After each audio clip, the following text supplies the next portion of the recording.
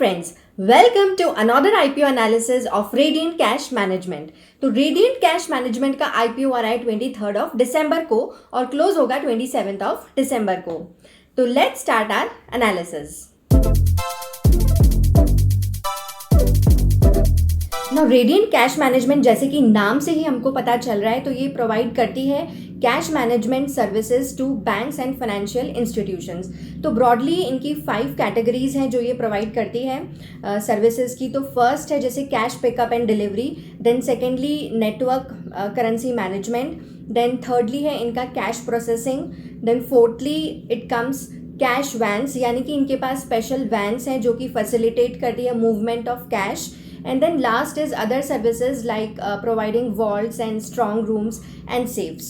Now, who are the key clients to whom ये services provide करते हैं? तो इनके key clients हैं, कुछ नाम हैं उन banks के जैसे Deutsche Bank, Axis Bank, HDFC Bank, ICICI Bank and so on. तो कुछ key brand name से ये associated हैं. Now Radiant Cash present है across Tier 1, Tier 2 and Tier 3 cities. Pan India presence है. तो Tier 3 से इनका मैक्सिमम प्रपोर्शन ऑफ रेवेन्यूज आता है, लाइक इट इज़ 65%. हालांकि ये कम हुआ है पिछले कुछ सालों में, like in 2020 Tier 3 cities provided 75% of revenues, now it is 65%. Then Tier 2 provide करता है around 21% to its revenues and Tier 1 contribute करता है 14% टू इट्स रेवेन्यूज. तो ये प्रेजेंट है across 13,000 pin codes. Now company financially कैसी है तो देखते हैं कि इसका रेवेन्यू ग्रोथ और मार्जिन्स कैसे हैं. तो कंपनी के रेवेन्यूज इन FY22 देवर 286 करोड़ और वही Q1 FY23 में रिसेंटली इन्होंने पोस्ट किए हैं रेवेन्यूज ऑफ 84 करोड़. और FY21 में थोड़ा डिप था, the revenues were 224 crore because of the pandemic, और FY22 में 252 करोड़ का इन्होंने रेवेन्यू पोस्ट किया है.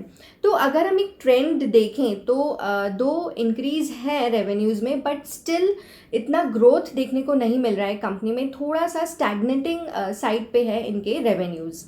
प्रॉफिटेबिलिटी मार्जिन्स कंपनी के अच्छे हैं, like EBITDA margins have remained between 20 to 25% और नेट मार्जिन्स इनके 13 to 15% के रेंज में रहे हैं in the last 3 fiscals. Now company का return on net worth Q1 FY23 में है 10% और FY22 में था 27%.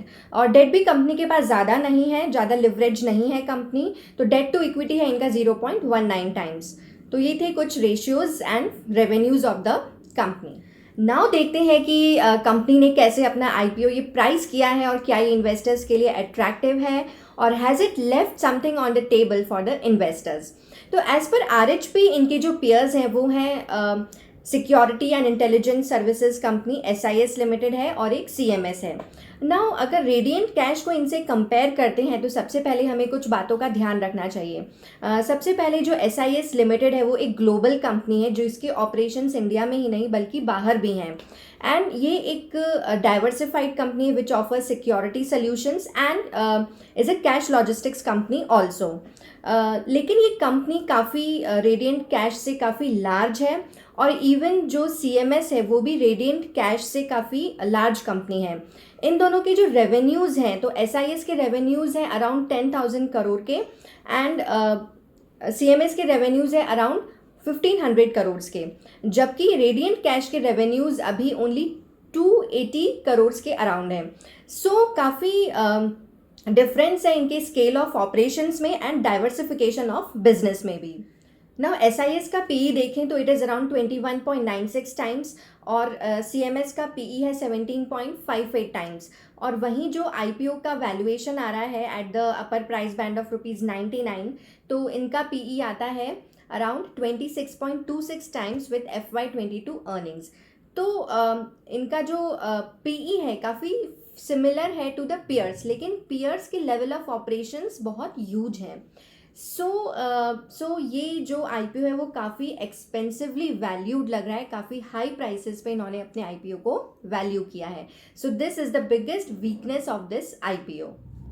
Now price to book value भी अगर देखा जाए तो SIS का प्राइस टू बुक वैल्यू है 3.45 टाइम्स, लेकिन वहीं रेडिएंट कैश का प्राइस टू बुक वैल्यू आ रहा है 7.17 टाइम्स. तो यहाँ भी कंपनी दिख रहा है कि वैल्यूएशंस काफ़ी एक्सपेंसिव रखी हैं।